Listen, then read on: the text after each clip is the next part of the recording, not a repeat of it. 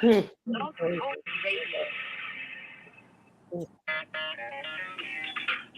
Women have the power to transform this world. We can end crime and violence if we all agree to do one. Okay, Naima, I see that we are connected, that you got us into the studio. Share our So findings. I'm going to come in as a guest Share our love. Yes. This so that you won't have to hem up your phone. Naima But I don't know Only why yes. a.m. to Yes. 9 a.m. Central Standard it Time wouldn't work. bring you stimulating discussions about the things affecting our lives. If you're listening online at www.blogtalkradio.com/the-female-solution, press the blue button that says follow and get our daily topics every morning directed to your email and your smartphone. Hi, I'm Naima Latif, executive producer of the Female Solution Radio Show. We invite you to call in 605-9325. Sorry, but the toll-free number for this show is currently full. You can call in to listen to this show by dialing the number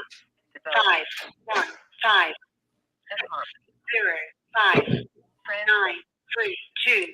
From the way it is to the way it is. We are one. Wherever we live on this earth, we are one human family. On behalf of our team, outside of your plan and will incur a 1 cent per minute charge if you continue. family, You can hang up now to avoid a charge. listening around the world. To our family in China, in India, namaste. Radio. Please hold and you'll be able to listen to the show. Annyeonghaseyo. In Russia, in Spain,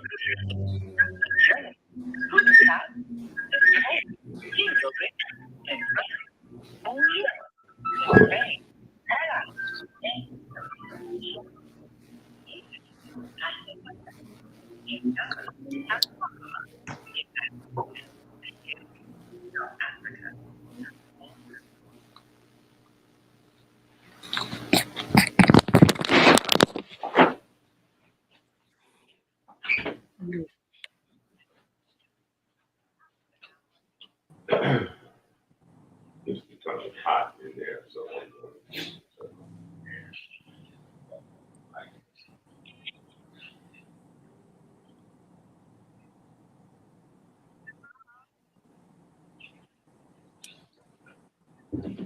Hi, how are you, Reverend Helen Cooper? So good to hear your voice. We'll be right with you. Yes.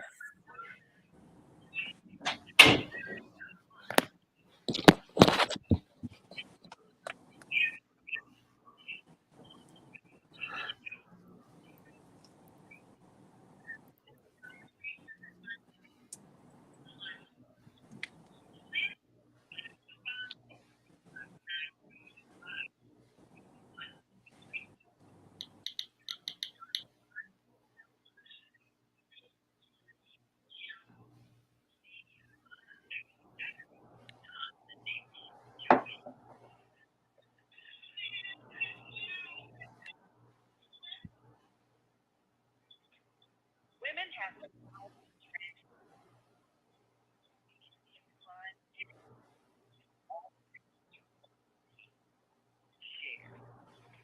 share our time. Share our love. Naima Latif.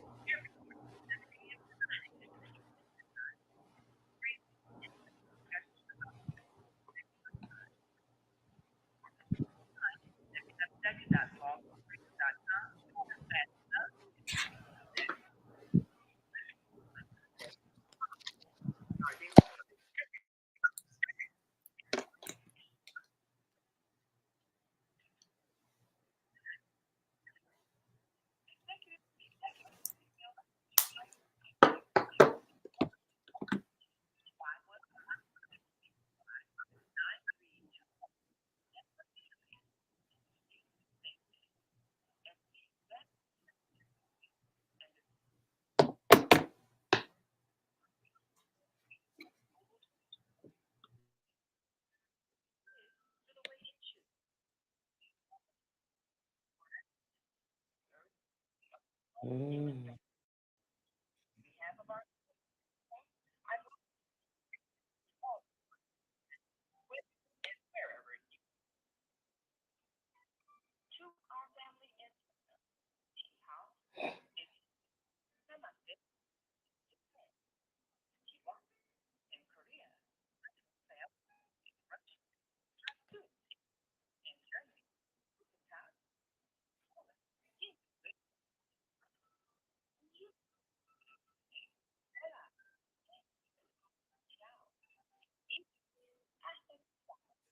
Can you hear me okay?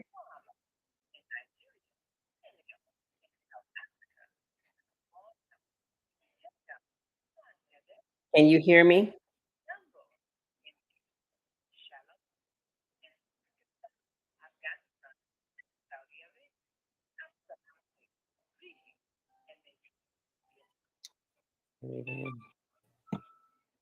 Yes, I can hear you. I don't hear you. I Well, can good hear you loud. afternoon, good morning. Can you hear me now?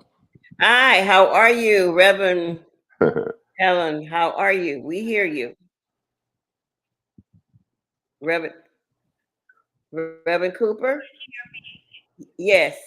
Can you hear us, Reverend Cooper? Reverend Cooper?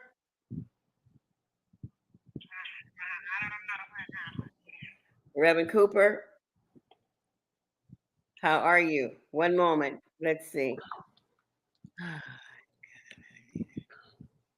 Oh, she's gone.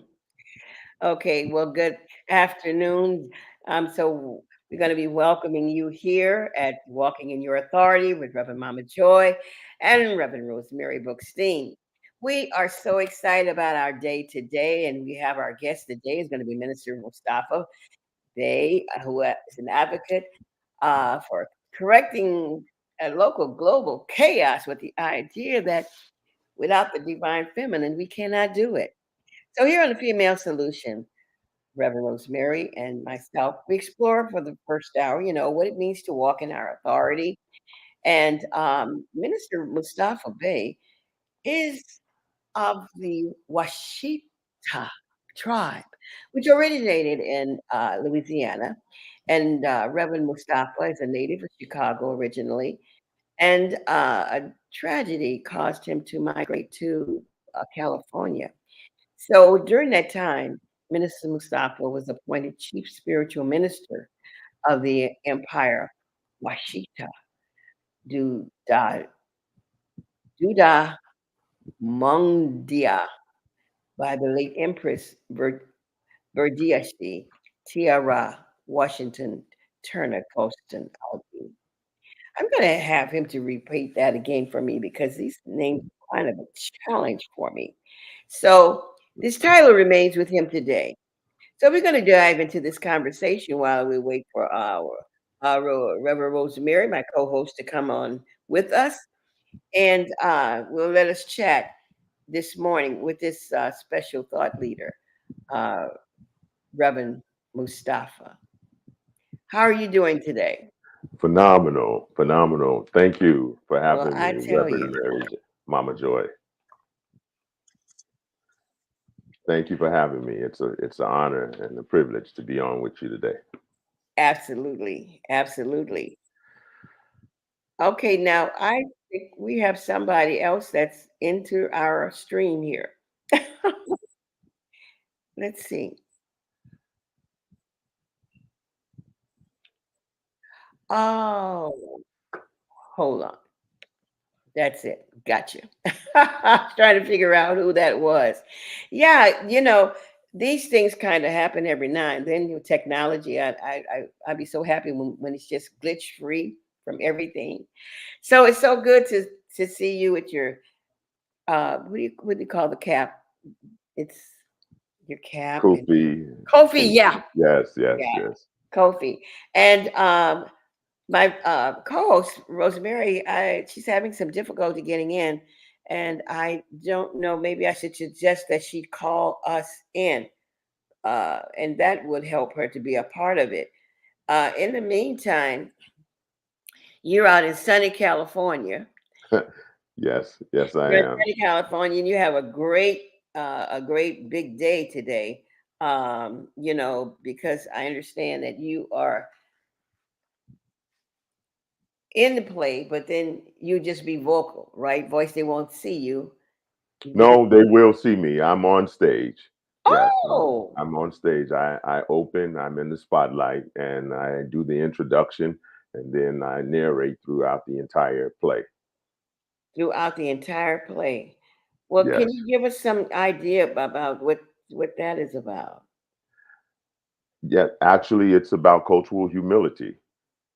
Most of the actors that will participate will play the role of some emotion or some faculty of being. We have characters like culture and humility and acceptance.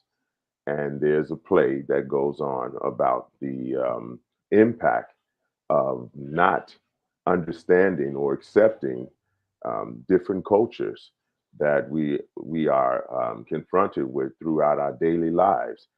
You know, sometimes we see a person with a turban on and we assume that he's a Muslim, and he Mhm. could be Sikh. And sometimes because we don't understand, then we develop a bias against them before we even get to know who they are. Hmm. So, Certainly.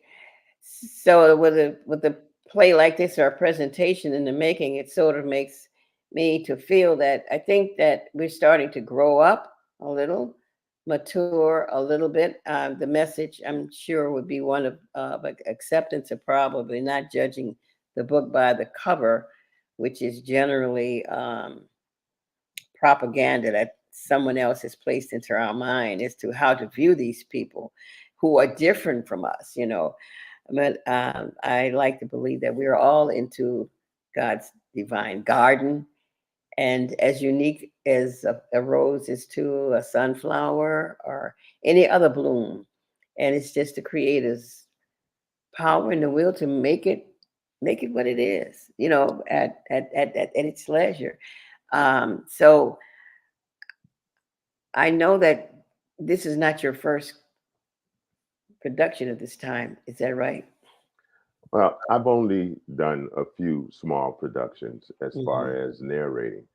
There's one that I had the opportunity to travel to South America, to Chichen Itza, and it's called Ancient History Hunters. You can find it on online. Ancient History Hunters is where we travel to South America to the pyramids, and we point out cross culture references. We point out how the African people had traveled here to the west or so-called west, and we traveled and we actually lived. We actually had residence here in North, South, and Central America. We're actually indigenous here, but we point out the cross-cultural references that connect the different cultures from the east to the west that are in the pyramids.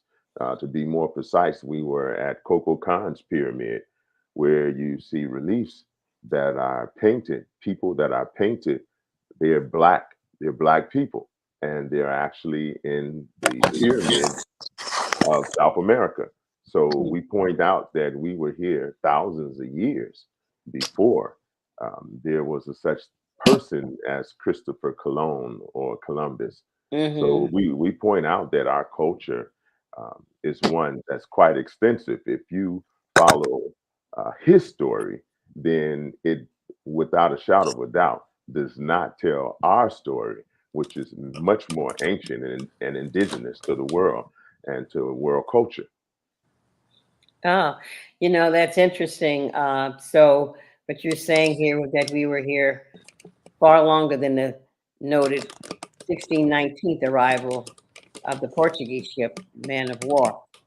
Yeah, Absolutely, absolutely. absolutely. And Absolutely. you have people like Ivan Ben Sertima who documents uh, this history, and there's countless others that they came before Columbus. There's different documents or books that were actually put out that were written that point out different places, different tribes, and different people, as well as the cultures of the people. Um, Mm-hmm. Here, Mm-hmm. we're indigenous all over the world. So our empress, Exactly. the empress of the Washita, would say we're pre-Pangea. So prior to the lands separating, okay, we occupied the entire Earth. So there's nowhere that you can go on the planet Earth that does not have indigenous melanated people. Such as what they want to call us and put us in a box and say we're African American. No, we're indigenous all over the planet, and we come from the divine feminine. There's documents, or should I say, there's archaeological documentation that says that the black woman is the mother of civilization, bar Okay, let's none. just pause just for a minute on there while we greet Reverend Rosemary, who's come in. And you when you're moving it, everything is racking. I can't get to I'm you. just trying to get in here. I'm so happy that I finally made it. Better late than never. So here now, the face is to the magnificent voice of Reverend Mustafa. Hi, And hi, Reverend Mustafa. Peace and blessings, Reverend You too. Rosemary. It's How are you? really, I'm good. It was really nice talking to you. And, I did read your bio and it's extensive. I mean, you are just full of wonderful things. Okay. So, I mean, you've just Thank done you. everything, everything. Yeah. I want to let you know too that Reverend Helen Cooper was online, and I was not able to get to her fast enough. So maybe we can get back to her because we invited her since she was a strong factor in your life, Reverend Mustafa, and of course,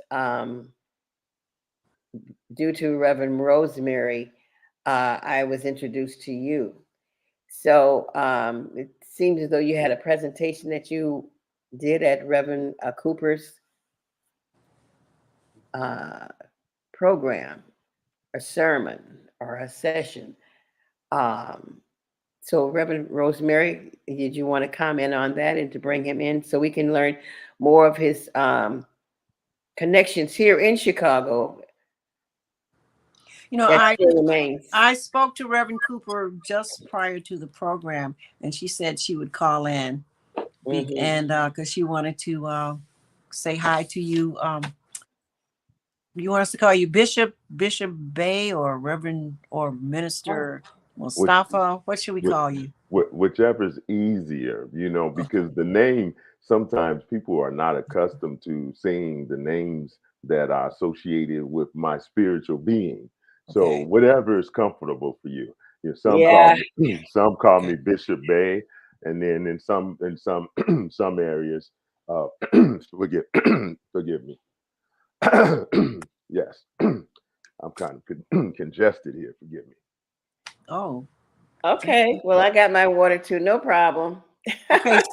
So in reading your bio, I'm telling you, you're a historian, you're a teacher, producer, a voice artist, a very skilled mechanical technic. What is it?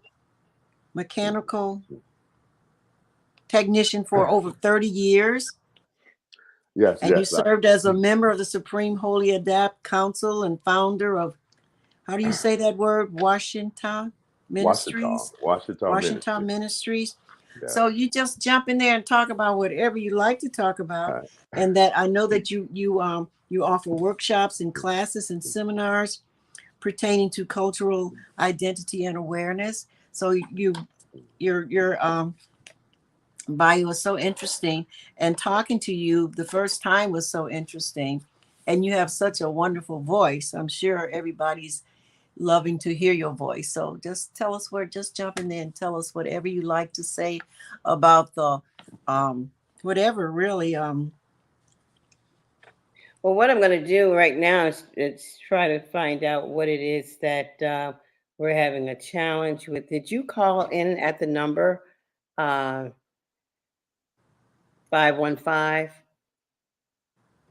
no, Bishop? I actually got a link. I was Okay. sent a link through my email, and then it offered me choices. to come on. And so I chose through YouTube, and that's how I was able to get on. Okay, because they're right. Because I've have a call because they're saying that when they call, they don't hear anything. So, did you call in on that line as well, uh, Rosemary? No, I You just I went straight to the I link. came in on the link that Naima Okay, sent all me, right, that's good. That's which good. I'd been okay. So That's good. That's good. That's good. That'll just work. You know, I really you were speaking about the Washita tribe um in Louisiana, and I did do a little study, just a little scanned across it a little bit. How is that affiliated also with the Moors with Noble Drew Ali? How did that come about? Because there's a Noble Drew Ali uh, group here. So how are they connected? Well, well, the group there in Chicago, Temple Number One, that was founded by Noble Drew Ali, it particularly deals with the religious structure of Moors. So it gives a religious structure, but it also has a divine structure as well as a historic. So it deals with the treaties that the Moors, and when I say Moors, I'm Moor, the Moors of Europe. See, the Moors of Europe actually ruled Europe for 700 years. So for 700 years, from 711 AD all the way until 1492, the Moors were in charge. Black people, when I say Moors, people are confused with religious group, but Moors were Black people that were custodians of ancient African wisdom and knowledge. They were the people who established schools in Europe. They had the first university they created in Europe called Salamanca. They brung bathhouses. Europeans were bathing once a month. oh These my, people brought culture into Europe, and they were invited into Europe in 711 AD. Hmm. So, and because they were invited in because of the religious persecution of the Catholic Church, these people they were being taxed um, enormously in Europe, and they there's bad echo. Okay, Hmm. so Okay. they were Yeah. invited in, and until 1492, when King Ferdinand and Queen Elizabeth, they were the ones who expelled the Moors. So the Noble Drew Ali Temple was established based upon that history. So the difference between the Washita Moors, Hmm. the Washita Moors, yeah, were already here. So they are indigenous to North, South, and Central Americas.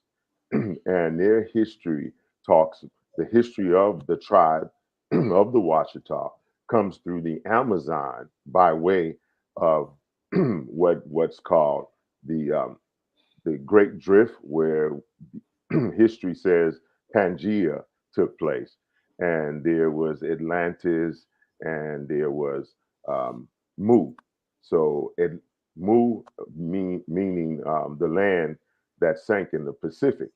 So that history of the Washita comes from Lemuria. Mu is called from the Pacific Ocean up through what's called Peru, through the Amazon, and up into the region of Louisiana. They're called the mound builders. They are the Right. indigenous inhabitants of North, South, and Central America because Now, you know what? You know what? You have so much information and you've given us so many words and terms. It's kind of difficult to grasp all what you're saying. But it is really I stopped you at the mounds because I know about those, and I know that they still do exist in Louisiana. In fact, my niece spoke to me about it a few weeks ago, and it's something that is evident here in America and in our South, which they can visit. And it's just like in Illinois, I went out to the Cahokia Mounds. mm, They're and so they're there are yeah, many things here, but we are not privy to that knowledge because it's not a part of our history. Uh, it's taught in schools. And so I'm listening as you were sending us on this journey. Reverend Rosemary is busy. Want to turn your camera off for us, please? Then when you settle, because we're traveling all around where you are. I apologize. but Sorry. Sorry. but what I'm listening to you is this journey, which is relatively new to me. At the same time,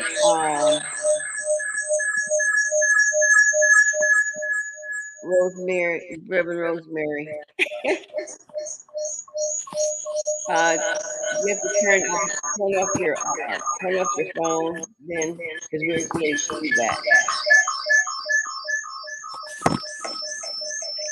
Um, thank you, with you going through this journey, and it's so easy for one who's not familiar with it to get lost. In this journey, have we not lost touch with our original spirituality? In this journey, there's a lot that's lost. absolutely. Uh, And mhm. And as a no, result, would that be significant in terms of resolving some of the issues that we're having here now? absolutely. It's monumental.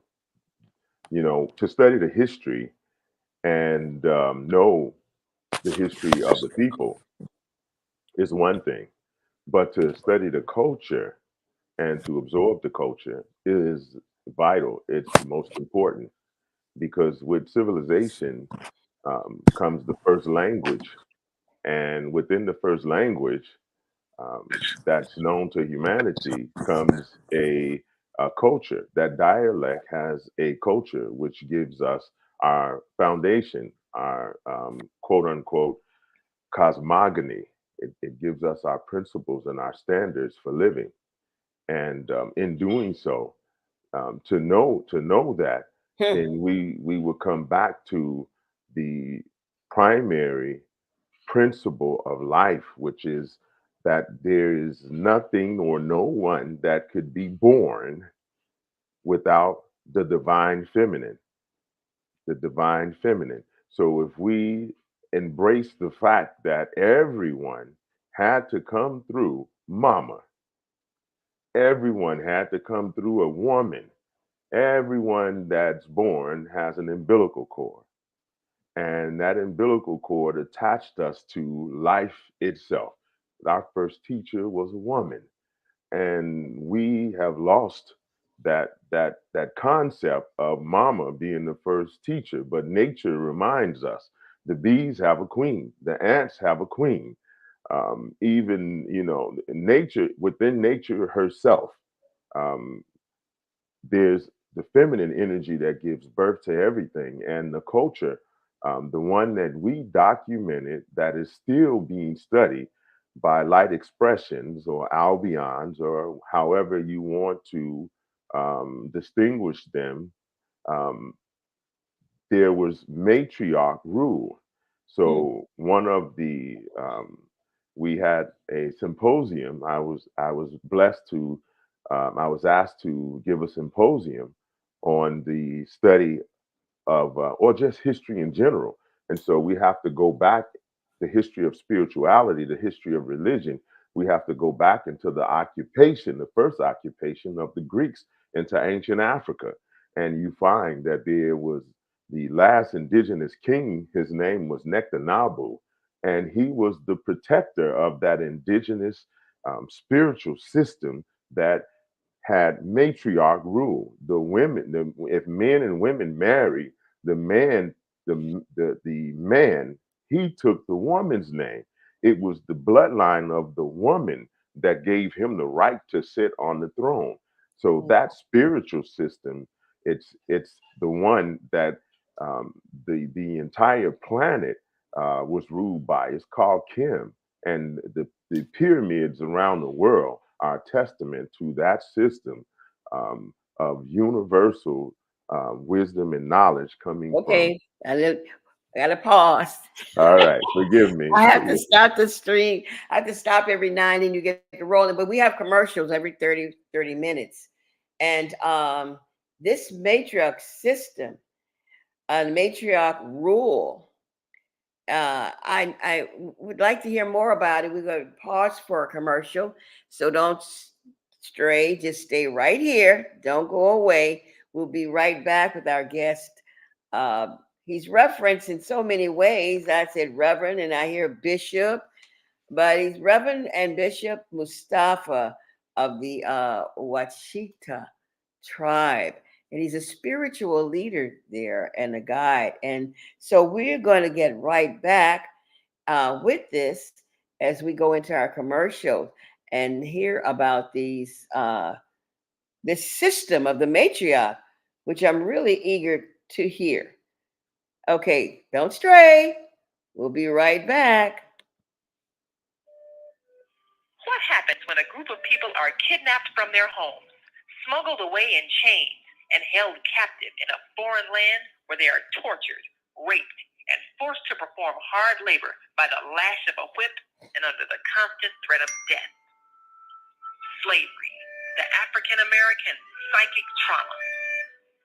What happened to the doctors, writers, scientists, builders, educators, and spiritual leaders from Africa's golden age?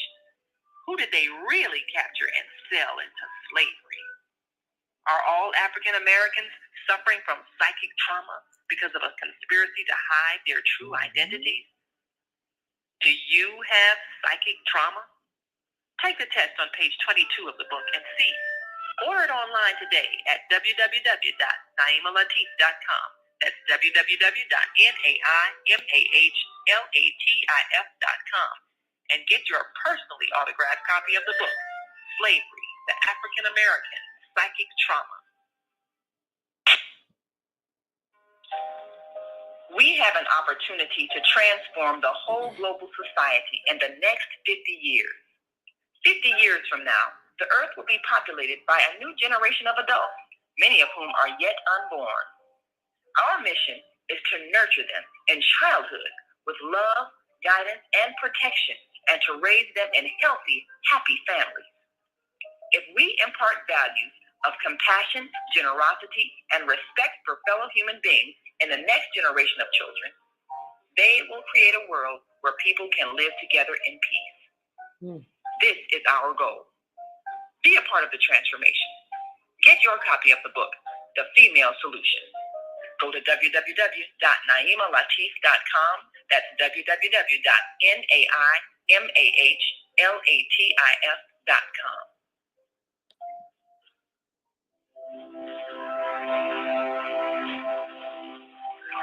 Do you want to live in a world without war? Join our global peace movement. Heavenly Culture World Peace Restoration of Light transcends culture, religion, ideology, and other boundaries to achieve peaceful harmony in the global society.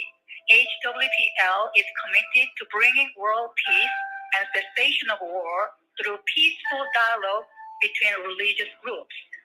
I am Director Shin-Suk Kim of the HWPL Chicago branch of North America. Join us for our next gathering. Call 773-580-1501 and be a part of the movement for world peace.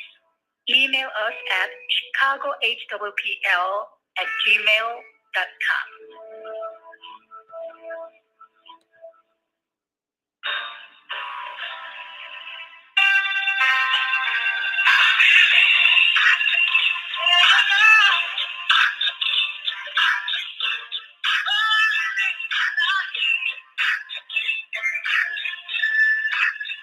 All right, we're back now with Reverend Mustafa, and we are just so happy to have you here today of the Wishita tribe and spiritual leader.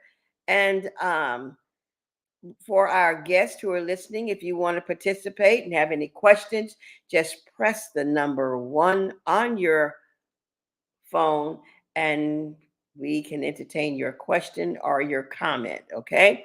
So we're happy to have you here. And as we were stating prior to our commercial, you were giving us some understanding about the matriarch rule.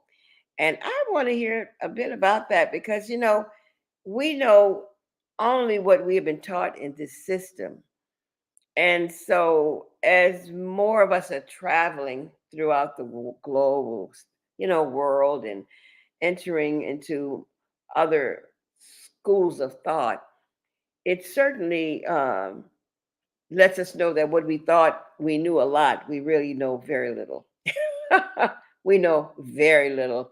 And particularly those of us who are descendants from the American slave experience. And I reference those of my ancestors as sacred lambs, that sacred, that were sacrificed for a greater mission and a greater cause, for us to be aware of the what is we're now happening. And this is, to me, just like the culminating. And I think that those sacrifices have allowed us to have a deeper receptivity for solutions than other people, simply because of what our ancestors had and the need, Reverend Mustafa, the real need for us to be able to look into our journey and see the movement of God in there, because I see this very sacred. And when we cannot see it as a sacred journey, a humanity, and our ancestral experiences, I don't feel that healing can even come about. You know, true healing cannot be achieved without us looking at it. And I think a very important aspect is what you're bringing through is this matriarch system, which I don't see it competing with men or whatever, but I just think it's something that brings a completion to humanity's purpose and why God even created us. What are your thoughts? And again, for our listeners, you can press the 1 on your telephone. If you have any comments to make, please do so. All righty. So, Reverend Mustafa, what's your thoughts? Well, Reverend Mama Joy, it's a privilege, first and foremost, to even entertain this subject matter because it's so dear to my heart. So I'll dive right into it by giving honor first to my mother, my physical mother, Emma Daviston, who introduced me to Christ Universal Temple through Reverend Helen Cooper. Reverend Helen Cooper. I was 11 years old when my mother joined Christ West Side Center of Truth. We're from the West Side of Chicago, so West Side Center of Truth was my introduction into unity. And that movement under the leadership of Reverend Johnny Coleman, Hmm. this was the spark. This was the catalyst in inspiring me to know more about the divine feminine. Growing up in a single parent home, my mother struggling every day on the west side to feed my sister and myself. Um, she was the authority. She was the authority for me. I had no problem knowing that my meal, everyday meal, would come from my mother. You know, she would work 2 jobs, and she would tell me, "Hey, take something out of the freezer to feed you and your sister. I'll be home late because I'm working overtime or whatever." And then I had Reverend Helen Cooper, who was basically a vanguard on the west side of Chicago. Per minute charge. Mm-hmm. Mm-hmm. She wanted to introduce the teachings of unity to the west side of Chicago when no one else wanted to come to the west side. the South Side was prominent. The South Side was where the money was. The South Side was where Christ Universal Temple was established, and Reverend Cooper saw fit that she would champion giving this knowledge, this wisdom to the West Side of Chicago. So, in Mm, doing so, mm. yes, yes, she was the vanguard. She made sure that she particularly had her ministry there as one of the first ministers of the late great Reverend Johnny Coleman, So and my goodness, so you are aware of Dr. Coleman as well. absolutely. We would have cotillions. As a matter of fact, I was voted as the king for one of our cotillions that took place at Christ Universal Temple when I was like 9, 10 years old. Well, 10, and there I got a chance to meet some of the most prominent people in Chicago, Vernon Jarrett, Louis Farrakhan. I was able Woo! to speak to him and talk to him. Jesse Jackson, they were all at Christ Universal Temple, and I was a young guy, and they interacted with us, and this was my first experience with political as well as religious interactions in the city of Chicago. But that was because of the sacrifice of Reverend Helen Cooper, making sure that she had a presence on the west side of Chicago. So I'm grateful to her Wow. eternally. Yes, yes. So because of her and my auntie who introduced my mother to the church, and my mother's still a member of West Side Center of Truth to this day. So Seriously? yes, yes, my mother Emma You Davis. know, you're showing me a side of Reverend Cooper that I'm not familiar with. She was wow, she was a powerhouse. Well, she I, still is. Yeah, she is. She is. I'm 58 years old, and well, next yes, and I was 11 years old when my mother joined her church. So she's been fighting the good fight for a long time, keeping the teachings of unity alive, of that feminine energy and power. She has been a vanguard for a long time, and so there's nothing that I won't do for my divine minister. I call her divine because when you are open, receptive, and responsive to spirit, when you allow divine spirit to use you, then you are a divine vessel of praise. So I lift her up and I give her praise because without her, there'd be no me.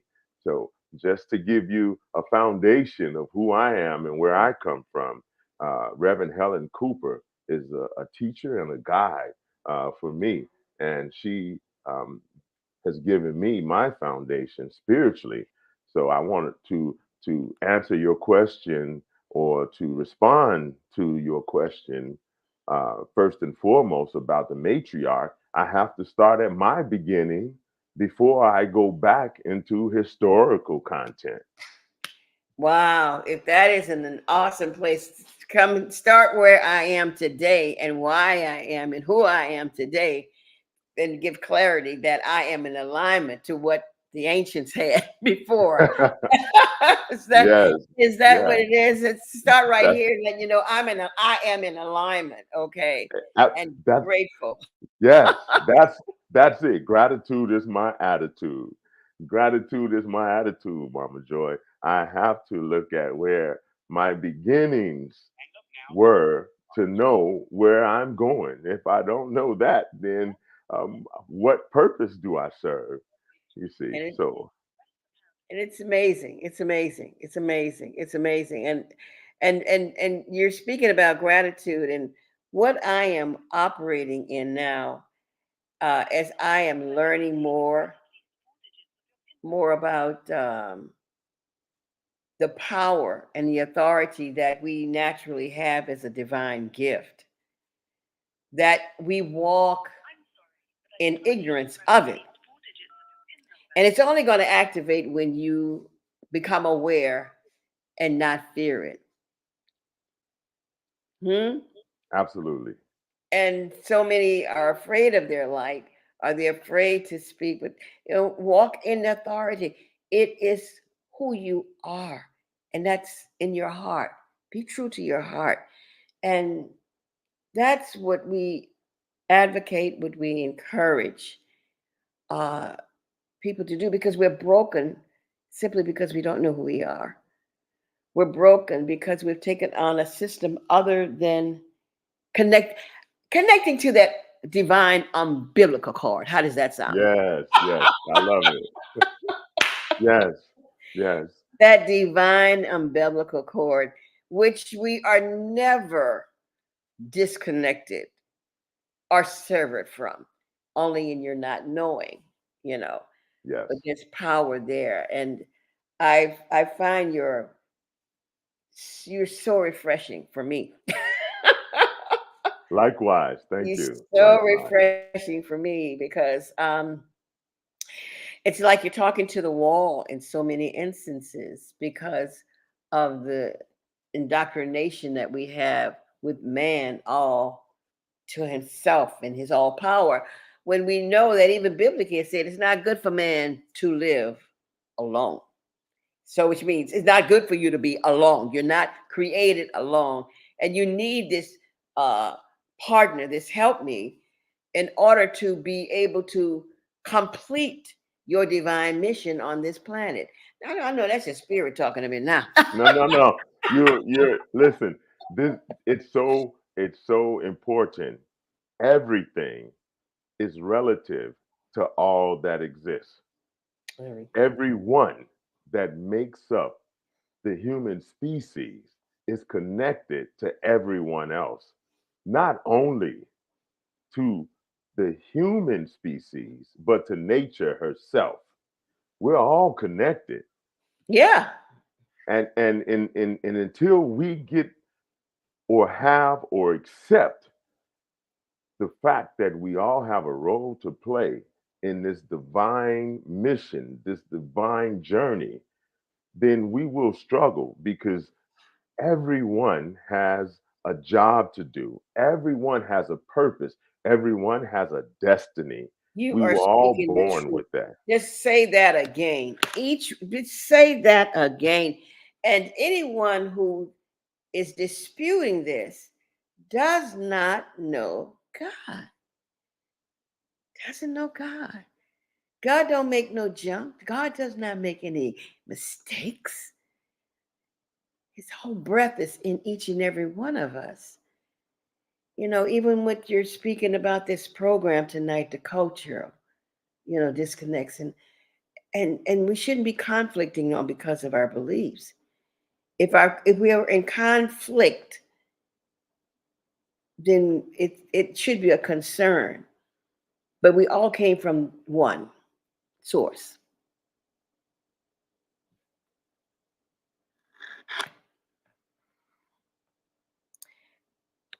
Are you muted? I can't hear you. Okay. Okay. All right. So thank you. So Mhm.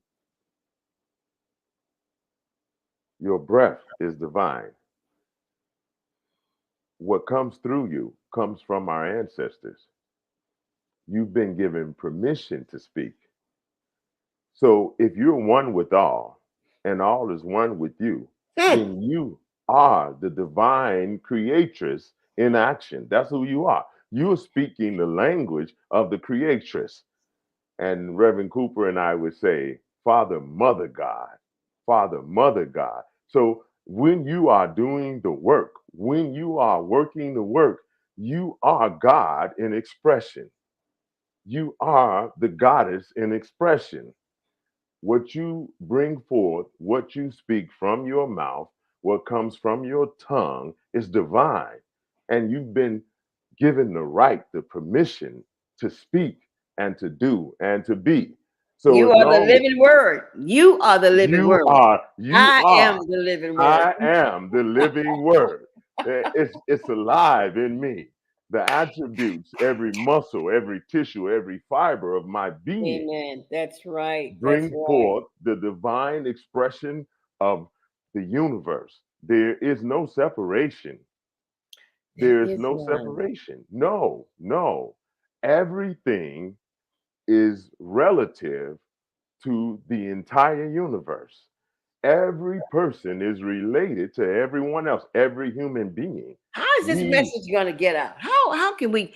What is it that we, particularly in this technology age, which is bringing us all together, and now we have on board this uh, app or this power of the AI that that that is really bringing us. I mean, rapidly. I you'll mean, show, so you'll show, rapidly. you'll Uh, show. it's until we say, "Oh, I personally feel that with this technology, it's going to expedite a number of things as we are able to use it and learn how to use it. Because what you're saying makes so much sense. What you're saying is so clear and so rooted in the very organic of life and in universal order, because if it does not have our universal principles in alignment, and when you disconnect the female and continue to um, with doctrines or traditions that cuts her out or removes her from it, peace could never be achieved. I And agree.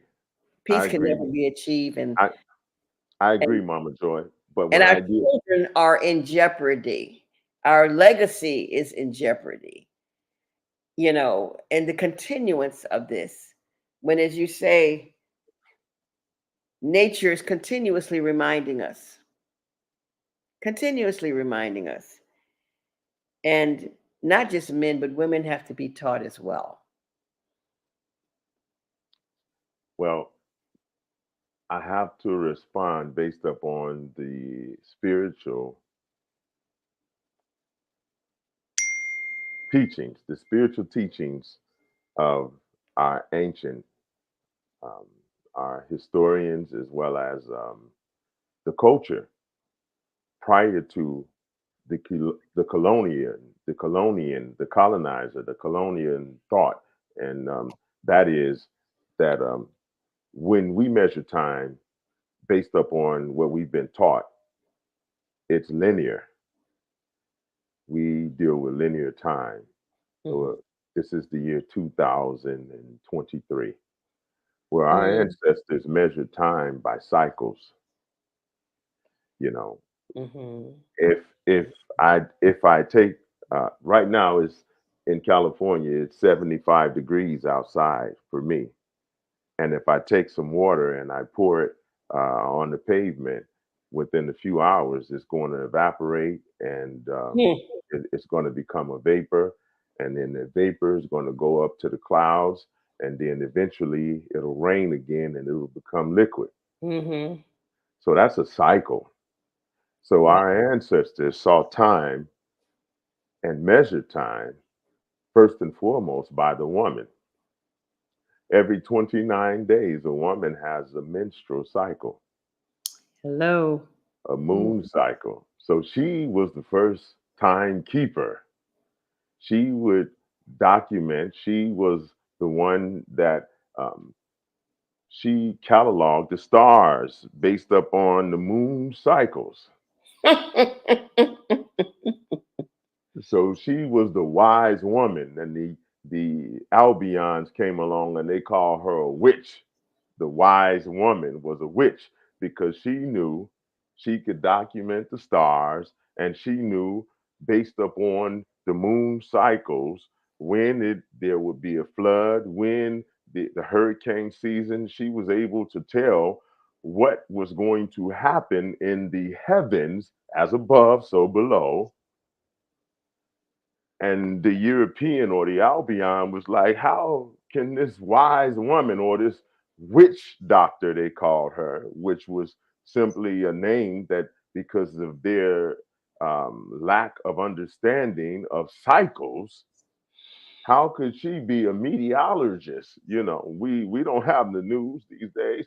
She's a meteorologist. She can tell what's going to happen with the earth before we even know what's going on Come because on, her come on, mother taught her. come on. Yeah, come on You here. see what I'm saying? So Yeah. she was the chief because the chief would come to her because he sat on her lap when he was born. He Mm. sat on her lap and she taught him. So when he wanted to know when to plant, when to harvest, he came back to her and asked her advice on what to do, when to do, and how to do it because she was the timekeeper. She was the one connected to the universe. She taught the mother when she was pregnant, oh, what am I having, a boy or a girl? You She know, knew you when teaching now. she already knew. She could tell if the belly was high or if it was low, whether or not it was a male or a female. She could even tell you what the child purpose or destiny would be before it was born. You nurture this child and you teach this child agriculture or you teach this child. She knew already. She was How did the we lose it? How wise did we woman. lose this? How did we lose this? Mm. Intentionally, the colonizer had to demonize her and call her a witch and burn her at the stake because she dealt with natural healing. She dealt with astronomy. She dealt with agriculture. She was the foundation of the tribe. So he had to demonize her and burn her at the stake. She's a witch. So this is not done. This is not something that just happened out of the blue. He knew, the colonizer knew, in order to destroy our families, we have to attack the womb man, the womb of the Woo! universe. My gosh. My The goodness. wombed man. If we cut him out of the womb and we teach him that he's superior and she's got to bow down, then we destroy a whole race, a whole race of people, a whole culture, a whole cosmogony. So this has been done over more than 2,000 years, 2,023 years. Well, I think it's been done more than that because it Yeah, seems, absolutely. yeah, it's been Well, going on long before that. Yeah, Well, it's I'll go been back going. to 325 when Mhm. Alexander conquered Egypt. I'll go back there with Nectanabu, but that's a whole nother lesson. That was a symposium, and we'll get to that another time. But I just wanted to come I back think to, that is really something. And you know, we're moving into another commercial setting, all and right. this is really well, tell me how you feel about this talk we're having here today. I, I am definitely gracious. Gratitude is my attitude. I have an opportunity to share with like minds and vanguards. You all are doing the work of the divine creatress, and I appreciate you. I love you, and I'm gracious. I'm grateful for being a part of it. So thank you. Well, thank you. And Mama so Joy. I'd say to those of you who are here, don't go away, don't stray. We'll be right back. Okay, with our guest here today, the Divine Reverend Bishop Mustafa Bey. So we will go back to our commercials and be right back here for you. Okay.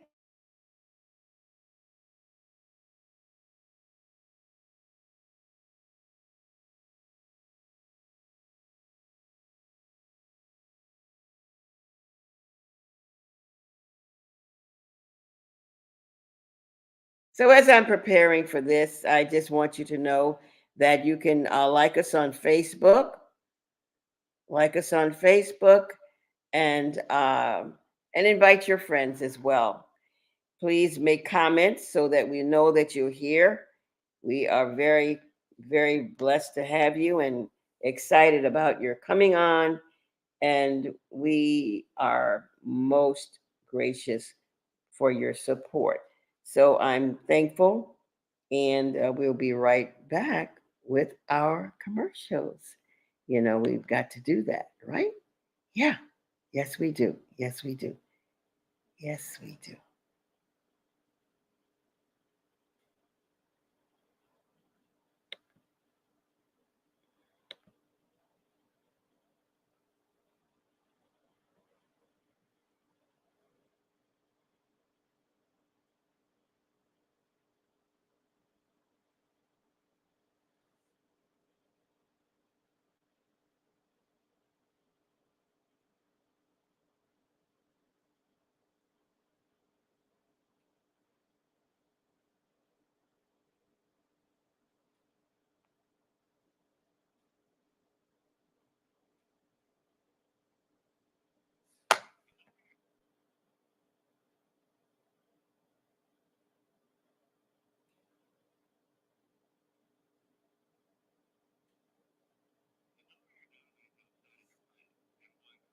Set for a minute charge if you continue. You can hang up now to avoid the charge.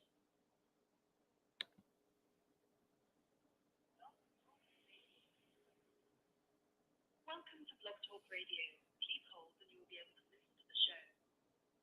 Well, you better pay it on time. We don't want the sun to go out and we're sitting up here all day in the dark. Wouldn't it be terrible if God charged us for sunlight? Well, thank God, the light and heat from the sun is free. So why are we paying such high bills for the energy we use in our homes? Because we don't know how to use solar energy, the free energy from the sun. You can convert your regular home to a solar energy home and save tremendously on your electric bill. Take a look at your electric bill. Would you like to reduce or possibly even eliminate that cost altogether? Let one of our solar consultants show you how. Call today, 312-849-3456, and schedule a free consultation. That's 312.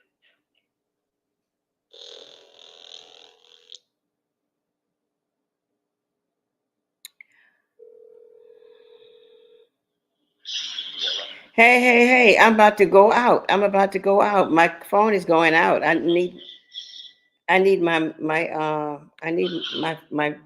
cable in the car. Remember, did you bring it in here?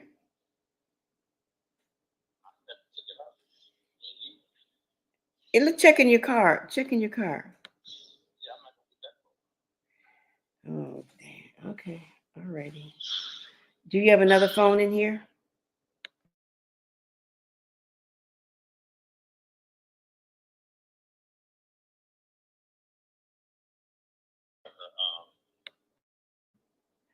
Okay, welcome back. Welcome back. And we're just excited about our guest here today. And so we are going to continue with Reverend Mustafa and explaining to us about how we lost so much in our journey because of the colonists. And we're not advocating, anything against anybody. I think it is like this Sankofa African. It's that we're finding that there's some things that we've lost and we need to go back. And we're not the same people as we were then. And as we learn truth, we become different. And hopefully, the message that Reverend Mustafa has will be appealing to the hearts of the multitude that transcends beyond race, creed, or traditions. Because we're all on this ship, we are all here together, and the world is in a turmoil. And we feel that this small consideration of the fact that none of us got here without the womb.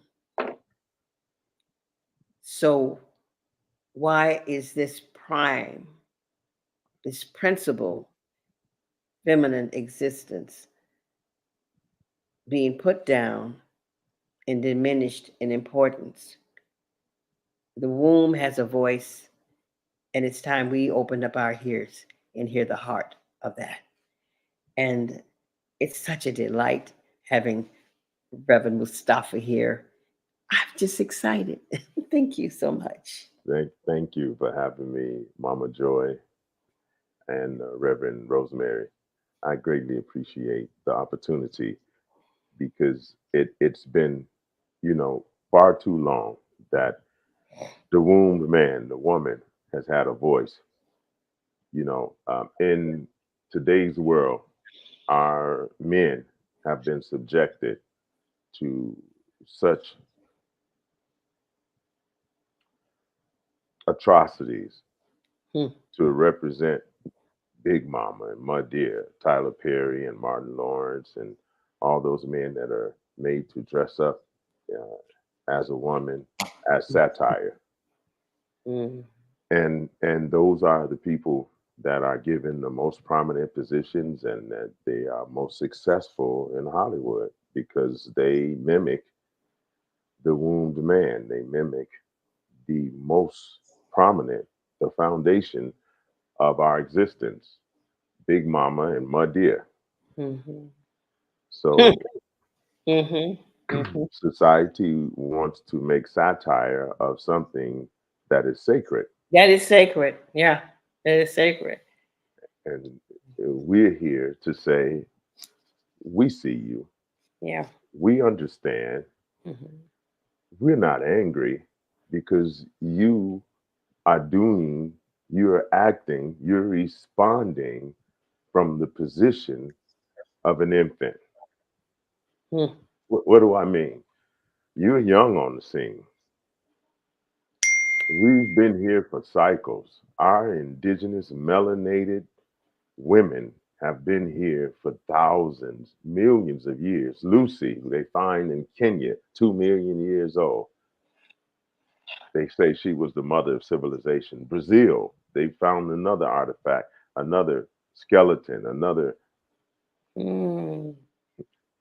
that has been deemed as the mother of civilization in North, South, and Central America.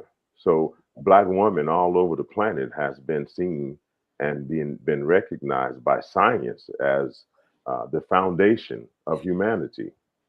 So if we can remove the foundation Don't worry. and Yes, we yes, can yes. use her as satire, then we can distract from the fact that humanity as a whole comes from the divine woman, the divine melanated woman.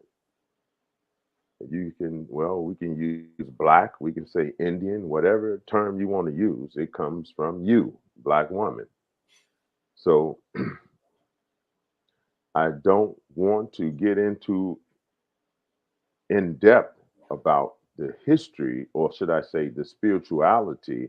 I have to make sure on this call that I give honor to one of my teachers, which is Mm-hmm. the Empress Bertia C. Tierra, Ghost in El Bay, and this Yes, book, The Return of the Ancient Ones. yes, yes, Okay, so in The yes. Return of the Ancient Ones, she was the first mayor of Richwood, Louisiana. Richwood, yes, yes. I noticed that. Well, I read something on that place too, and that's a large population of black people there. Absolutely, she Yeah, was the large. first mayor, Hmm. and so she laid out the history. She laid out hundreds of years of matriarch rule of Hmm. her lineage, her bloodline, and the Albion or the European, they um, changed the names of the tribe from Washaw to Washington. So if your name is Washington, then you have probably a bloodline that goes back to the Washaw people, and the Washaw people were indigenous people that were ruled by matriarch. So the women owned the land. So when Napoleon came and he had a whole ship full of people that were monks, and these were the Knights of St. John. They figured, hey, the Washita or the Washaw people were internationally known because the French and the Spanish would visit here on vacation because they love the black women like Europeans do today. They want to come deal with the black woman because they know the real. So anyway, they still do today. So I hear that, and that's a compliment. But I believe that since we were the original, then I would say that we are all women are beautiful because they all came they from. are, they all come from the same place, And to and me, you have a choice, whatever color you want. absolutely. The heart color. Absolutely, absolutely. Variety is the spice of life. The Yeah. spice of life. You do Mhm. you. Anyway, I know who I come from, and I'm a dark brother. And Okay, that's important. You to so know where you come so from. I grew up, and the Light brothers were the ones that were highly sought and highly um, they were The in the eye of preferred. most of the young Yeah. girls, but Hmm. that's the same thing with the women, the same thing. So in any case, getting back to Napoleon, Napoleon had just been defeated by the Haitians. He had just gotten beat up.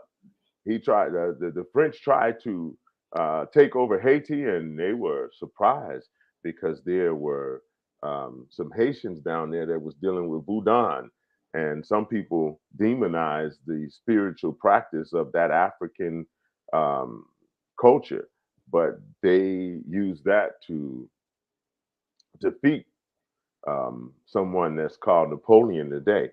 And there was a Haitian, just a little bit of history. There was a Haitian that was the founder of Chicago, Jean Baptiste de Sable. Just a little bit of history.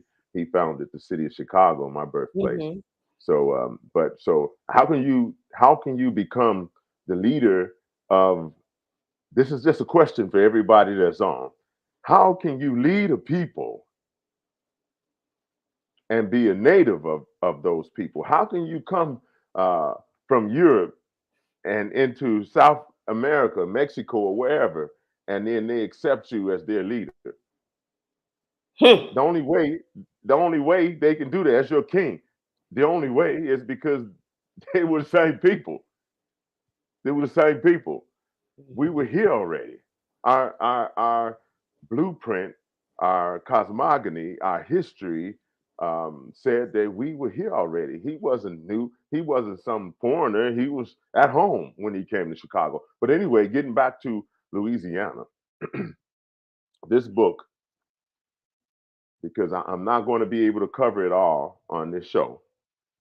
It's the Not, return of the not, ancients. not hardly, but I am going to read that book and come to it and find some things that are of interest for us because you're bringing a history that I'm totally unaware of. Uh, I mean, absolutely just zero. And the it's it's awesome to because I'm from Louisiana, so it's my home state, and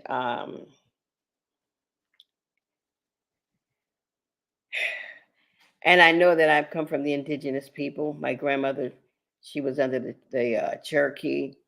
On my father's side, it was a number of different indigenous people, the Choctaw, the Blackfoot, which we knew. And in New Orleans during the Mardi Gras, we honored the indigenous people and the Native Americans because we know we were here. And to me, it was so simple because the thought to my mind just simply thought, well, when they went further south and they start seeing melanated people, the question is, why go to Africa and go back there when we can find the darkies right here? you Well, know? let me respond to that Yeah, because this the is darkies very right interesting. here. This is very interesting because Africa is the only continent that's set in the soil. So all the other continents drift. So when we talk about Africa, we were connected. The And that's all a the continents continent of the too. earth, That's a ev- continent. That's every another era. continent, It's a continent. every It's not a country. continent were connected because Africa has 52 different nations. Thank So it has you. 50. So when you talk about Africa, Africa, that's a term that the Greeks used. Okay, Afri in the oldest indigenous language known to humanity, Afri means fried souls. Okay, so they were calling us, and we're not talking about Afrikaners, this European that created the term Africa. This was a derogatory term that the Greeks used when they came to study with us, and we called them Greca. That's the language. Greca means lost soul. So we called the Europeans, the Greeks that came, the Romans and Greeks that came to study in our universities in Kemet, lost souls. And because we teased and we talked about them as lost souls, in return they called us Greca or Afri, fried Mm, souls, fried black, mm, because of, even though Herodotus, who was a Greek scholar, called the Ethiopians, that was the term for Ethiopian. We have to study history to know. If you don't know your past, you won't know your future. So we have to really concentrate on the the roadmap, the history that our ancestors have laid for us. So within that book, The Return of the Washita, the mhm, Empress documents through the Amazon the matriarch rule of empresses mm. back to back. There was matriarch, empresses. So the empresses, the feminine ruled, and the men, the women were the law.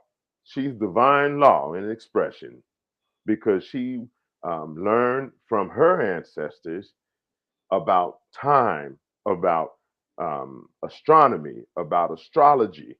She knew when to plant, when to harvest. She was the law. She is divine law in the flesh. What do I mean? I mean, we are all spiritual beings having a human experience, first and Mhm, foremost. mhm. This flesh is only school. We're here temporarily so that we can grow to a higher level of spirituality.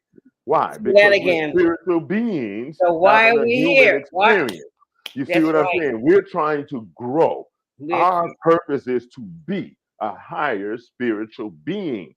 So unless we embrace the culture that was given to us, mama first, big mama, my dear, she is in tune with nature. She can tell our daughters, teach them every 29 days you're going to have a cycle. Well, what's this cycle? She yes. don't know unless mama tell her. Let's big mama or my Come dear on, come on. explain to her. This is My what a God, cycle is. that's How is right. this cycle connected to the universe? Well, you can't eat unless you know when to plant or when to harvest. You can't eat if you don't know about the cycles of Mother Nature, if you Mother don't know Nature. about Mother Earth. And, and I do want to Earth, Mother, invite, yes. I want to invite our guests. Please, if you want to participate or just have a comment, just press one on your phone, please. The number one on your phone, so that we can get some feedback. Because this is this is great information. Um, I'm so happy to have him, and I just want someone to just press one and leave resonate with what we're saying here. I tell you, this is amazing. I have not heard teachings similar to this in terms. Actually, I haven't heard anything like that because you are staying in the pocket of the feminine essence, and I have no that choice. I mean. Where I come from, it's my Staying in essence. that pocket, and not deterring any way into any religious type of thing. This is just the spirit of who we are and where we originally came from. And staying in that is something that we have been taught totally, totally against. Or just the opposite. Let me say that. Not against, but just the In, opposite intentionally.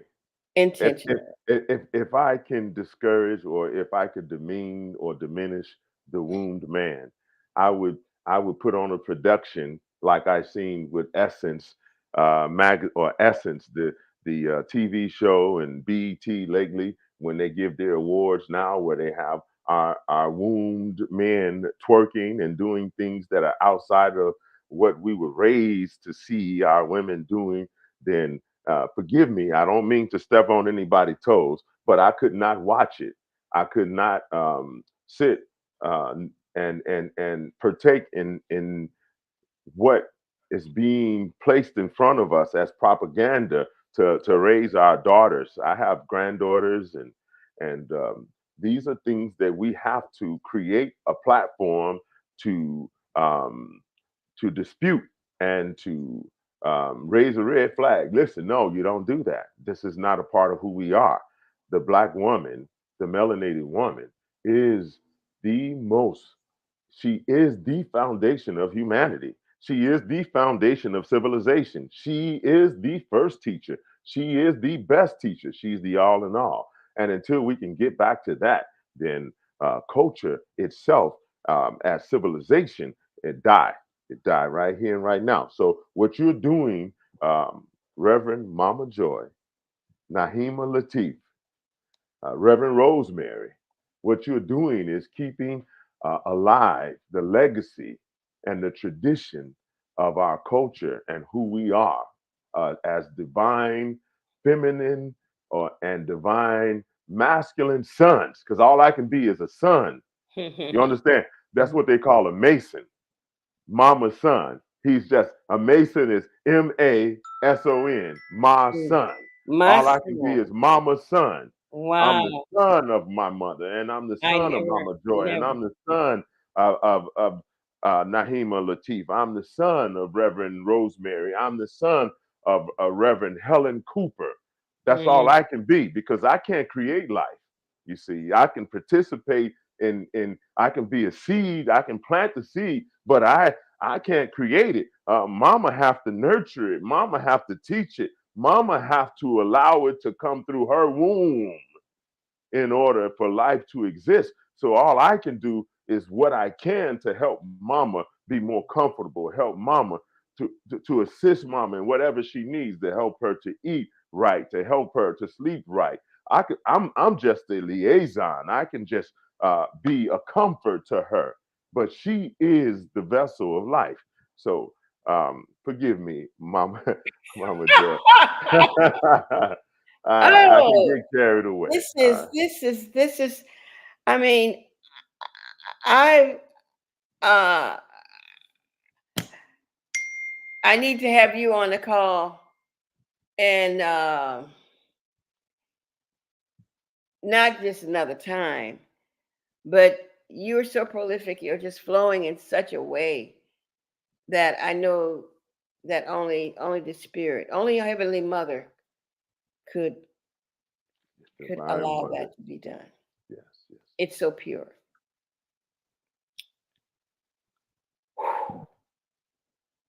I'm touched. I'm touched because this is the first time. So anyone who's heard anything here by this amazing man today, would you please press one so that you can make a comment? Press the number one, please. So we'll turn your mic on. What do you think about uh, the matriarch or the divine feminine of woman being uh, being a blessing to us? Any comments? Press one, please. Make a comment. Okay, 6605. You have any comments?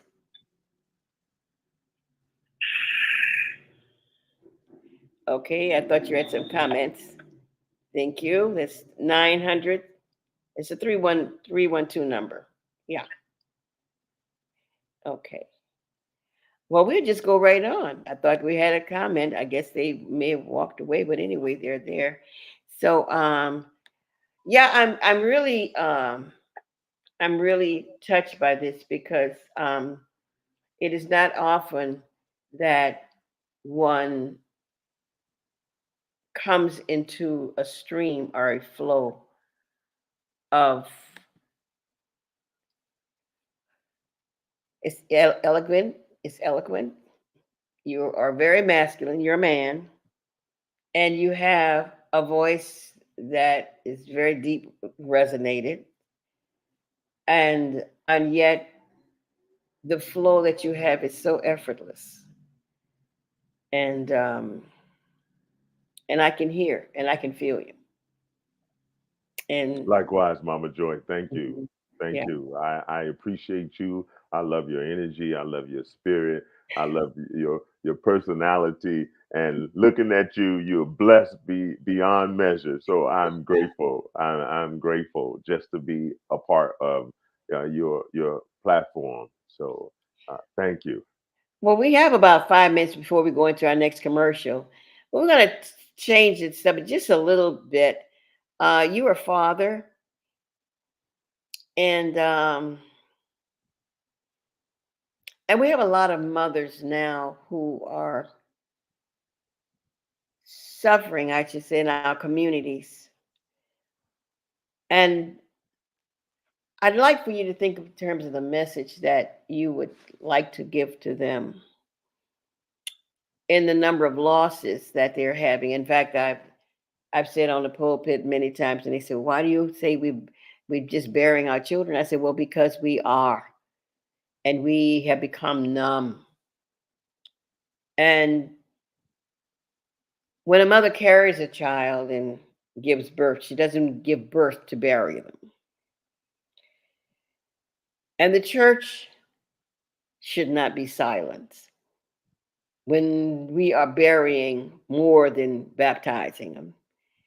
And there are more coming into the church in coffins for the first time. My son said something to me yesterday. He said, "Well, Mom, everything has an expiration date." And that goes for institutions too.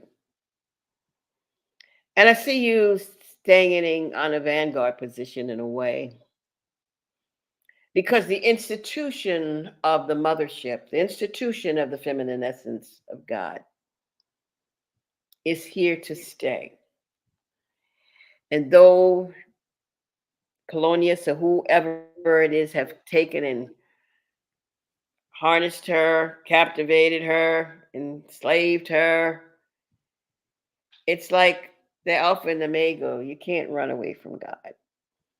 And so any institution that does not impart the wisdom of the heavenly parent, of both mother and father, that is that's an eternal institution.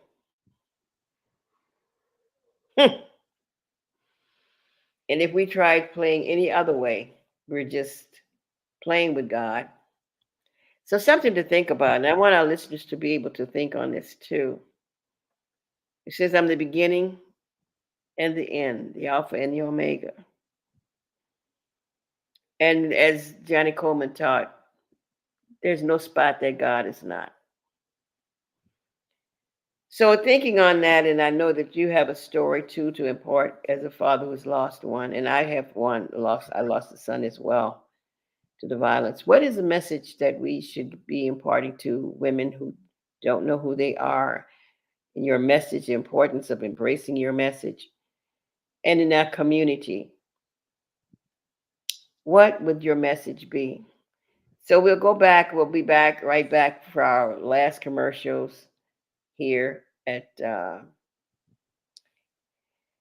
and see what Reverend Mustafa has to say for us.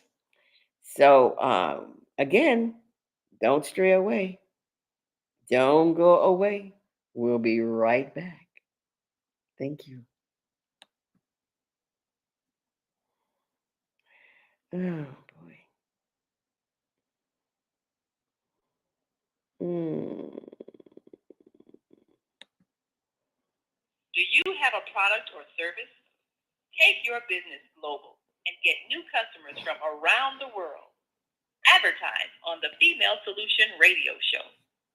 You may have a great product. You may even have a fantastic website. But how do you let people know you exist? Tell them. Promote your business on one of the most dynamic shows on Blog Talk Radio, The Female Solution. You'll reach an enthusiastic audience of more than 100,000 loyal daily listeners with a specially designed 30-second ad that will drive customers directly to your website.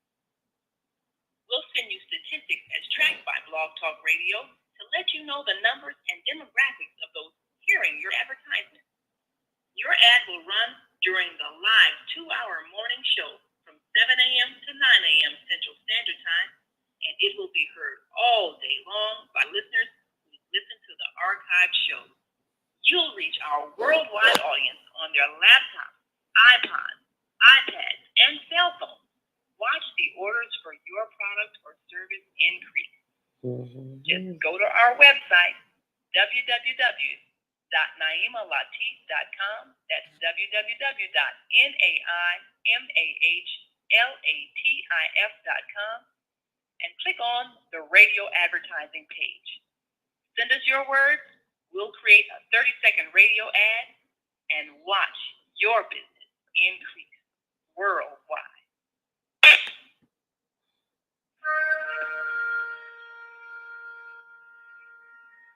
I'm Beata, your holistic life coach. These days, it's more important than ever to work on your physical, mental, emotional, and spiritual health. Are you consciously breathing deeply in stressful moments? Do you have a plan or daily routine to maintain balance in your awesome body? Are you struggling to be disciplined in your eating habits? When you partner with me, I'll help you develop a personalized health plan that works for your particular lifestyle. You can find out more about me at yourholisticlifecoach.com, where you can also review my 3-step protocol to guide you to abundant health. That's yourholisticlifecoach.com, and I'm Beata. Do you or your organization need space for an event? Call the Quarry Event Center at 2423 East 75th Street in Chicago for your parties, banquets, award ceremonies, repasses, concerts, and business seminars. Available 7 days a week. Now under new management. Call us at the Quarry at 773-663-2557. That's 773-663-2557. Oh man, God sent the monthly sun bill today. This sunlight is really expensive, especially during this season. I'll probably have to work overtime to pay it. Well, you better pay it on time. We don't want the sun to go out and we're sitting up here all day in the dark. Wouldn't it be terrible if God charged us for sunlight? Well, thank God, the light and heat from the sun is free. So why are we paying such high bills for the energy we use in our homes? Because we don't know how to use solar energy, the free energy from the sun. You can convert your regular home to a solar energy home and save tremendously on your electric bill. Take a look at your electric bill. Wouldn't you like to reduce or possibly even eliminate that cost altogether? Let one of our solar consultants show you how. Call today, 312-849-3456, and schedule a free 849.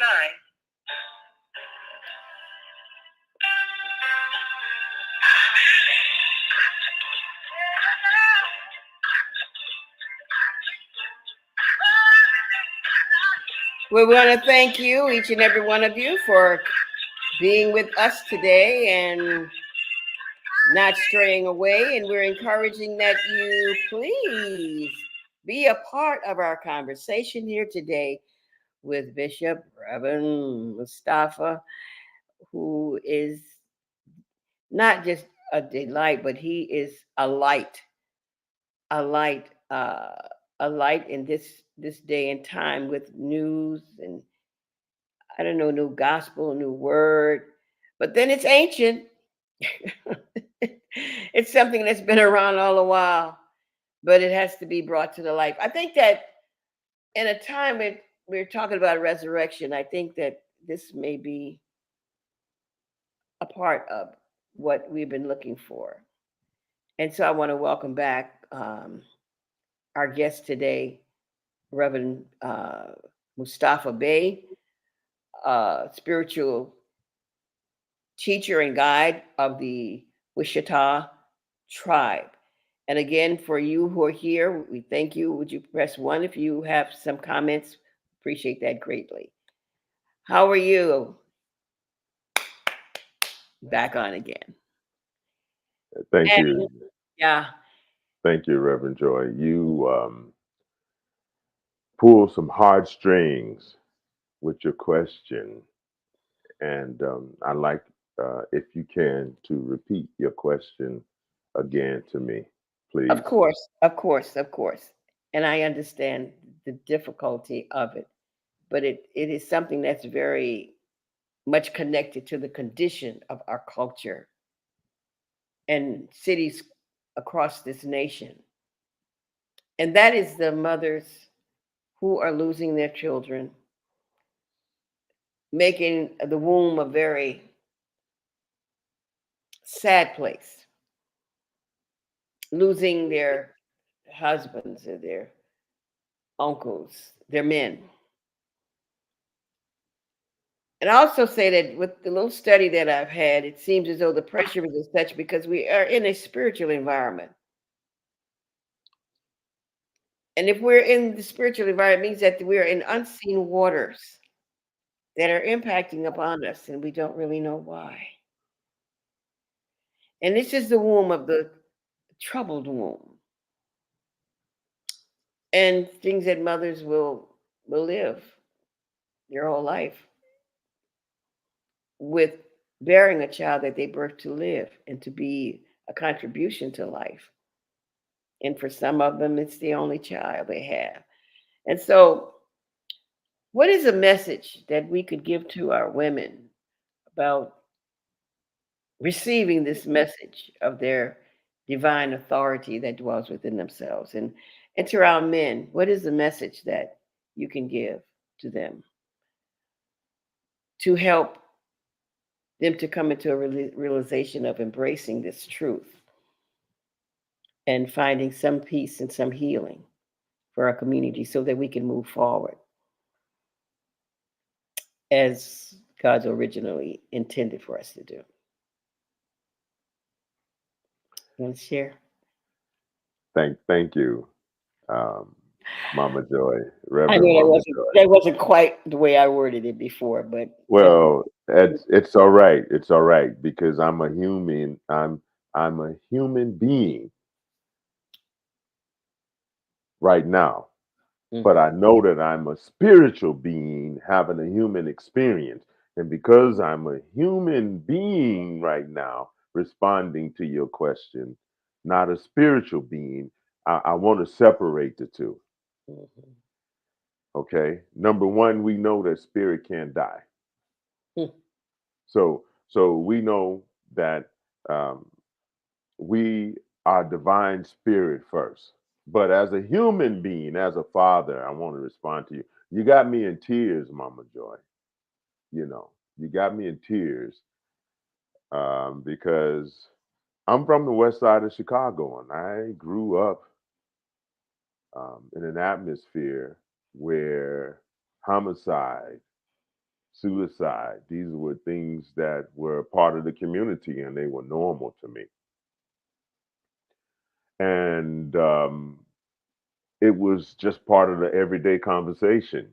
And so, being a father,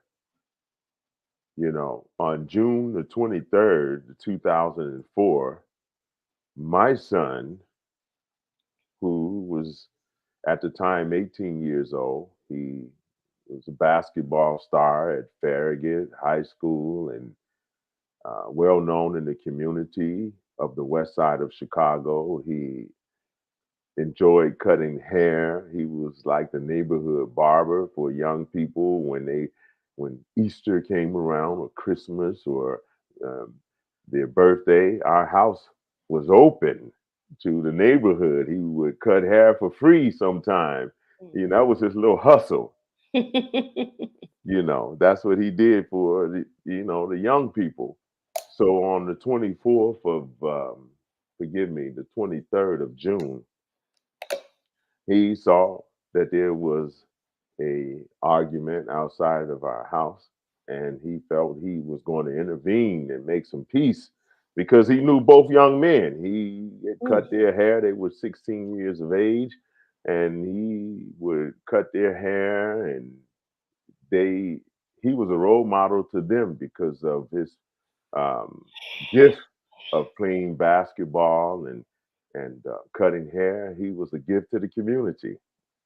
But one of the young men that was a part of the argument was threatened by a gang that occupied his house because his house was a drug house. It was in, his mother was on drugs and his grandmother was addicted to drugs, and the gang in the neighborhood controlled his household, and he was under threat to be the bad man, to be the gun man, and he was 16 years old. So my son had no idea of that history, Hmm. but he was trying to break up a fight, and it's it's if you Google it or you look it up, it's there. He was trying to break up a fight over a bicycle, and that young man, and I won't mention his name because he's a victim as well of our community, pulled out a gun and he shot my son point blank um, in the chest and several times, and continued to shoot as my son tried to flee. And it was a beautiful sunny day, June the 18th, 2004, and there was countless witnesses to this crime. Well, at that time, I was a minister, and my son would tell me, son, he would say, Dad, you can't cut my hair no more. You're out of style. Um, we cut hair different. So I would allow him to cut my hair um, every Saturday before we went to service on Sunday. And it's because he was my last. Oh my God. What? He would cut my hair. I've never cut my hair since then. And now my hair is in locks and it protrudes past my rear in honor of my son, Cardell. So I would not have come to California. Um,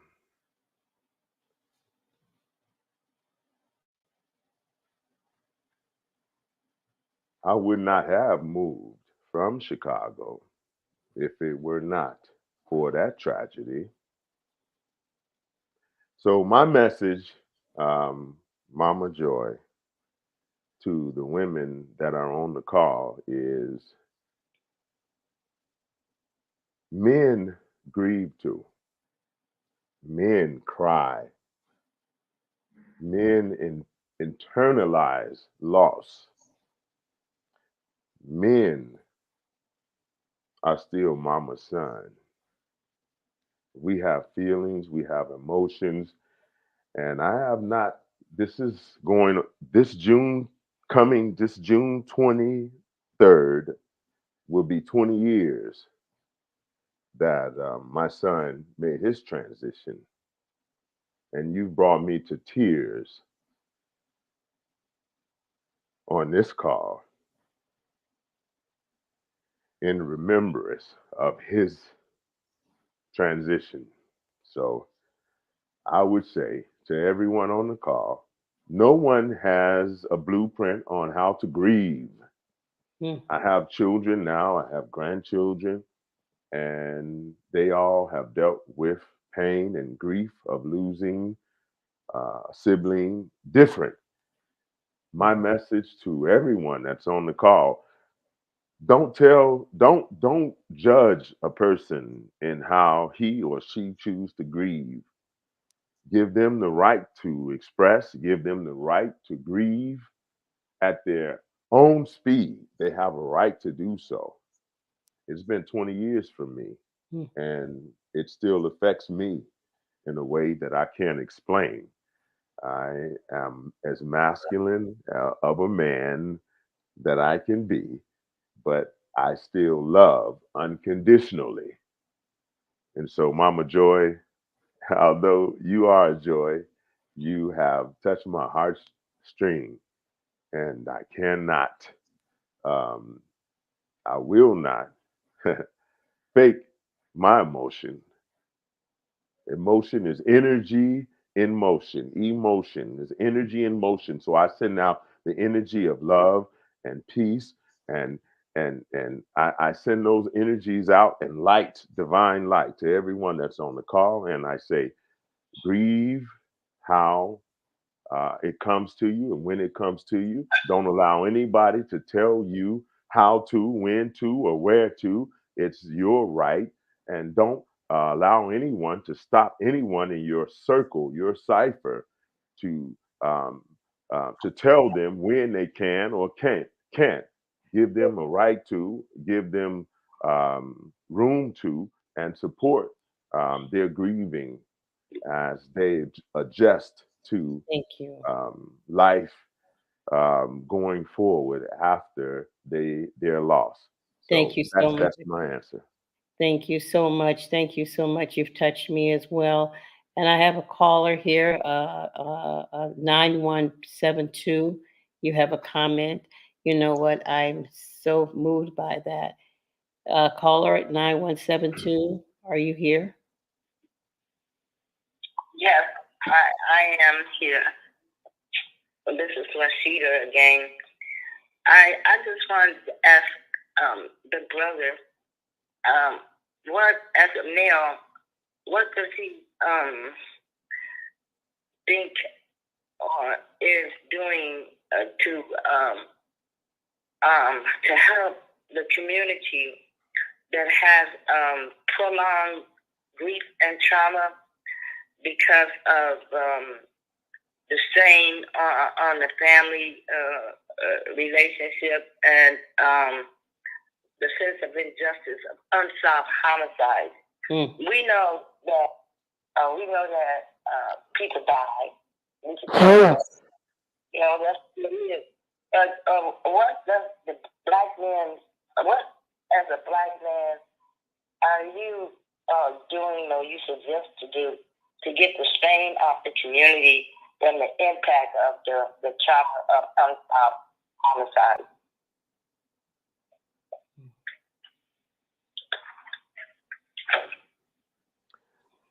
I've gone through, sister, just to respond to you. The system is the system.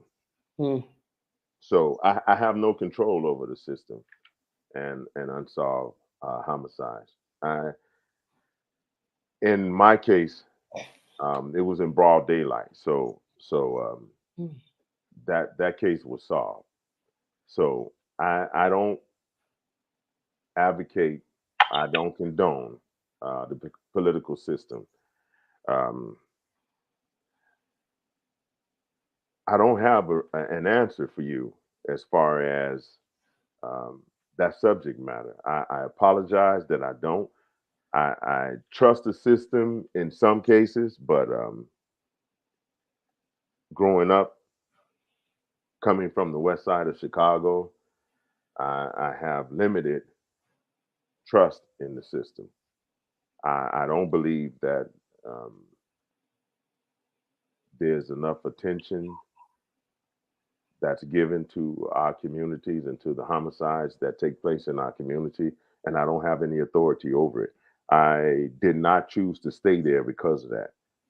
I love Chicago. I love Chicago dearly, but I do not. Um, I'll be honest. Um, I voted for President Obama, and when I look at Inglewood today compared to where it was before he was in office, um, you're still living there. You can judge for yourself. So my goal and my ambition as a spiritual leader is to create a system, I'll give you some models. Mormons and Catholics, they have their own nation, they have their own laws, they have their own community, and they're able to teach their religion. They're able to have their laws. They're able to do things on that level of sovereignty, that they can educate their own children and create their own system. So I don't have a lot of trust at all, point blank, period, about the political system, the judicial system. Of the, I don't want to pour salt on it, but that's where I am. Yeah. In life.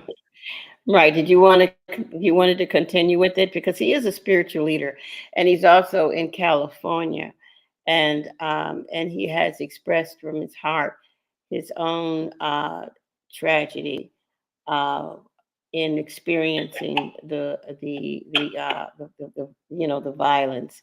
So let us keep in mind that it is not something that any one individual is called to do. It is a collective thing. And what he is doing today, our guest is bringing to us an understanding of the omission of the divine feminine in our teachings.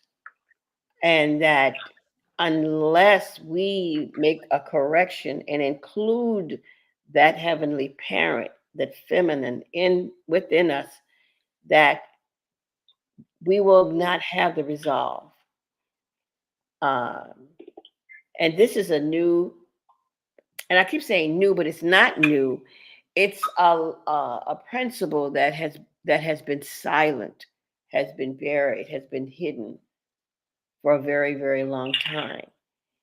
And I believe that one of the things that can be helpful is when women are become pregnant, that they'll understand that the power dwells within them and has a lot to do with the condition of the mindset and the spirit of the child while they're carrying that baby in their womb.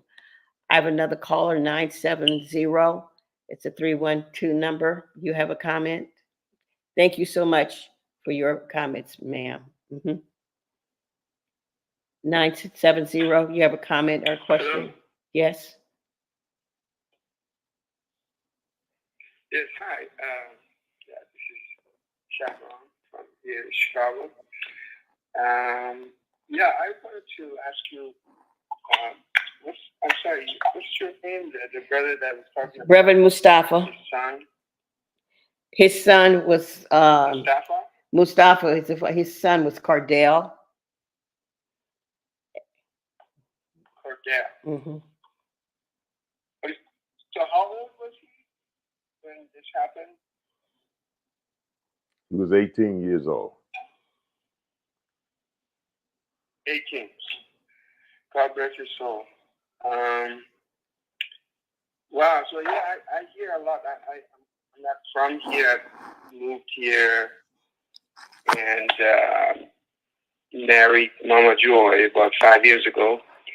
And I've been in Las Vegas, and I guess I don't know. It happens here a lot more. This type of incident. It seems. I mean, have you done any research into what is the motivation of people, like people harming other people, but even though nobody finds out the motivation most of the time. Yes, sir. I can. The devaluing of human life. These were young people that were the perpetrators, or a young man, and it was because he had no foundation. When we divest people of a culture, we divest them of an identity and a purpose. So, one of the first things that the colonizer did was to remove us from our language, henceforth, removing us from our culture, in doing so, removing us from our value to humanity. Hmm. Wow. Oh, thank you. Wow. Wow, I felt that, and that hit in a place that even though I've heard it before, it makes sense. And when you do that, you devaluate the womb, which means that there's a spiritual deficiency when the children come into this place of the planet. Like I said, I've heard this before, but I've never taken it and applied it to the womb. I have a Deborah Smith. She says, blessings, such impactful lessons. Thank you both for your voices to the world. Thank you, Deborah Smith, for your Thank comment. you, Dr. Thank Smith. you. You're Greatly about to have appreciate me it. in tears today. Oh, we need more of what you're talking about because with the turmoil that we're having, we know something is missing and we know something is wrong because we are a people and we do the very best we can. Jesus says this, and I go to the scriptures every night. It says, you know them by their fruits. Absolutely. And when you give the best of your heart and you still get into that area where you're losing the best of what you have brought forth, and it causes you to ask questions. And since we only have 4 more minutes, I'm going to have to ask you to do a closure for me and invite you back again because your message must be heard. And I will be recommending you to other platforms so that these, as Sister Smith said, impactful lessons. I'm so grateful for your comment and the fact that you have received them as lessons. And when we can receive them, I like Mandela, he says, I never win. Let us try to be people that never win. Because when we're able to interpret our identity, that means that we are champions and no weapon formed against us shall Since prosper. then, no weapon. Yes, Huh? yes, He yes. says this, I never lose. I either win or I learn. Oh, I learned. Absolutely. Sister Deborah, your comment is very touching because it's impactful lessons. It says that you have learned something today, Yes, and we're grateful for your presence. So, Brother Mustafa, can you close us out? And yes, we will look yes, yes. forward to seeing you again here on the Female Solution with Reverend Mama Joy and Reverend Rosemary Bookstein. So, close it Yes, yes. out as we go. I would just like to say everything is relative to all that exists. Everyone is connected. Everyone that makes up the human species is connected in some way, shape, form, or fashion through Mother Nature, through nature herself. It is our job as teachers, as leaders, to put out and to explain and to cultivate the seed of the divine feminine energy.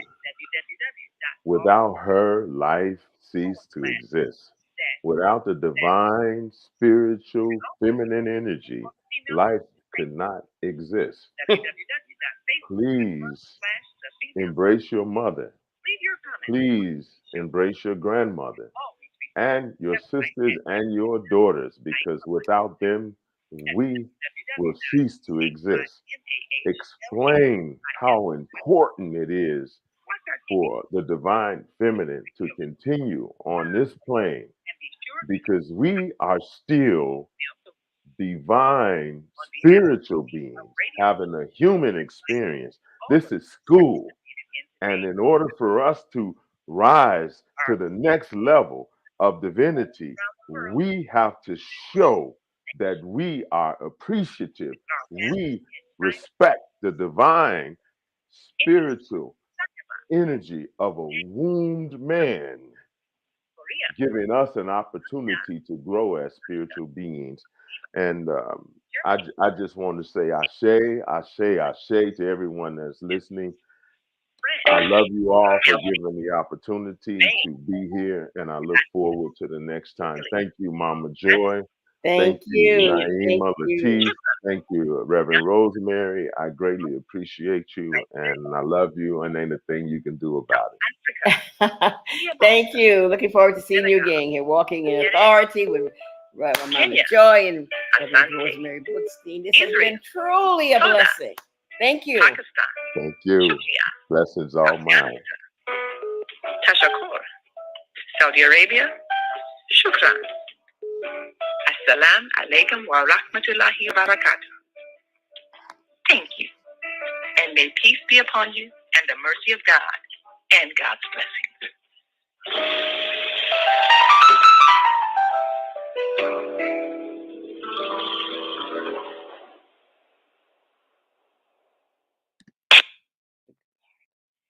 Oh, look at God. Look at God. Look Thank at you for using God. Blog Talk Look at Radio. God. Goodbye. Woo! Thank you, Jesus. Thank you. Thank you so much for being here. Thank you. Thank you all. Oh my God. Oh, Jesus. And Chris had already Oh, I'm gonna bless. weeks before me.